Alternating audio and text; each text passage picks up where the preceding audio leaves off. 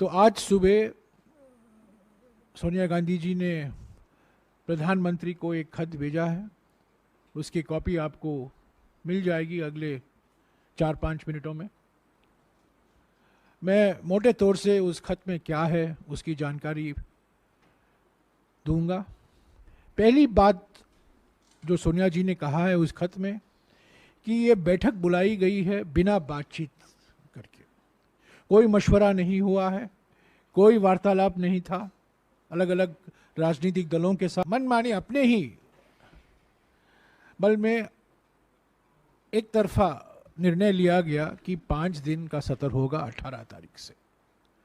दूसरी बात, जब कभी विशेष सत्र होता है कार्यसूची पहले तय की जाती है और कार्यसूची जो एजेंडा है, जो कार्यसूची है, वो सभी पार्टियों से बातचीत करके एक बार, जैसा कि मैंने कहा, सर्वसम्मति तो असंभव है पर एक आम सहमति बनाने की प्रयास होती है सरकार की ओर से।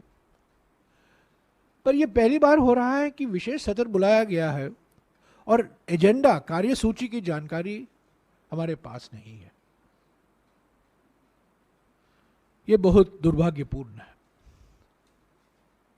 और तीसरी बात जो उन्होंने खत में लिखा है कि जो बुलेटिन में छपा है, जो सांसदों ने अपने बुलेटिन, लोकसभा बुलेटिन में और राज्यसभा बुलेटिन में पढ़ा है, मैंने भी पढ़ा है कि 18 तारीख सरकारी बिजनेस, 19 तारीख सरकारी बिजनेस, 20 तारीख सरकारी बिजनेस, 21 तारीख सरकारी बिजनेस, 22 तारीख सरकारी बिजनेस, यानी कि 5 के 5 दिन गवर्नमेंट बिजनेस के लिए एलोकेट किया गया है।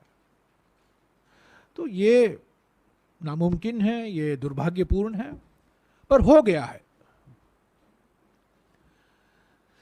हमारे ओर से हम पूरा प्रयास करेंगे, सभी पार्टियां, कांग्रेस पार्टी, इंडिया पार्टी की जो मुद्दे हैं जो हम उठाना चाहते थे पिछले सत्र में, हम उठा नहीं पाए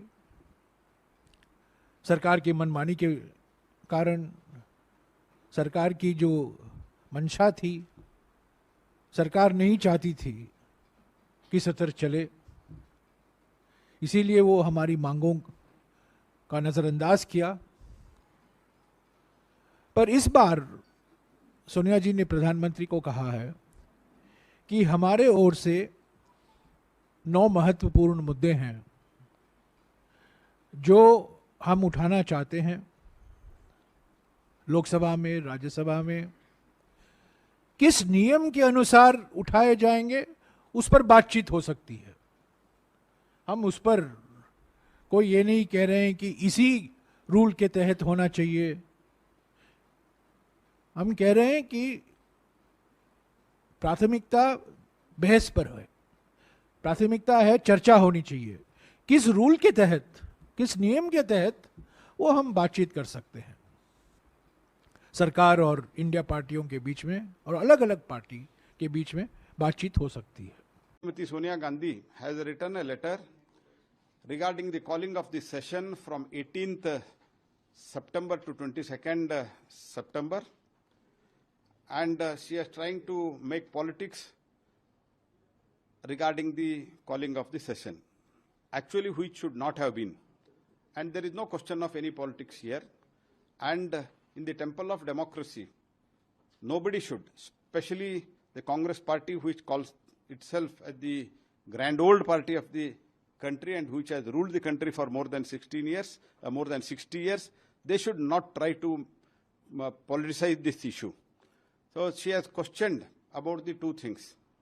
One is, before calling the session, no party from the opposition was consulted.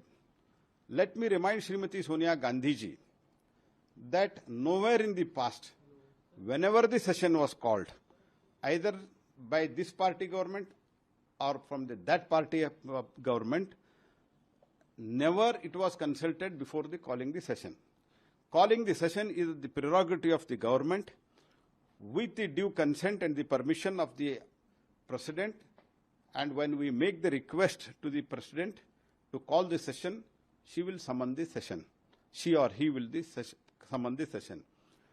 And Article 85 provides this specific provision to the government provides this power to the government. And accordingly, after following the due process, we have called the session. Number two, she has read one more agenda and listed few points also. In that she has said that agenda is not made known to us. So I would like to question, before to this also, when your government was there, when Congress government was there, when other various governments were there, never agenda was disclosed in advance with summons of the session. Any time agenda was not circulated, and unnecessarily making a issue out of a non-issue to do the politics or politicize the issue is very, very unfortunate. Congress party, after Shri Modi took over in 2014, they have never played any positive